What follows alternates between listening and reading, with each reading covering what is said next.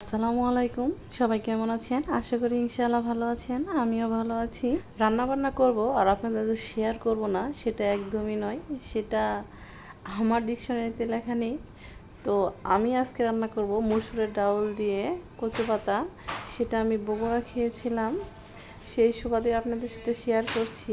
দেখেন আমি এখানে কিন্তু কোয়া কোয়া রসুন আর কুচি করে পেঁয়াজ দিয়ে দিয়েছি, তারপর আদা রসুন বাটা দিয়ে দিয়েছি, সজের গুঁড়া দিয়েছি, আর দিয়ে দিব হলুদের গুঁড়া, মরিচের গুঁড়া আর লবণ এবং সাদা সয়াবিন তেল।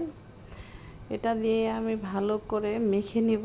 প্রথমে মেখে নিব এই কারণেই যাতে করে আমার রান্নাটা অনেক ভালো হয়। দেখেন আমি এমন চটকে চটকে মেখে নিচ্ছি যাতে কচু পাতাটা সেখানেই ভর্তা হয়ে যায়।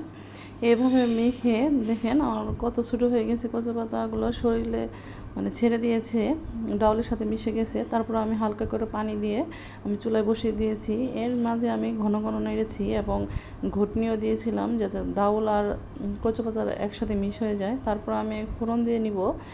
এটা বগুড়াতে দেখেছি যে রান্না করার পরে তারা ফোড়নটা শেষে দেয়, তার জন্য আমি এখানে আস্ত জিরে দিয়ে দিয়েছি আর রসুন আর পেঁয়াজ কুচি দিয়ে দিলাম। তারপর ভালোভাবে ভেজে দেখেন আমি ডাউলটা তার ভিতরে ছেড়ে দিলাম।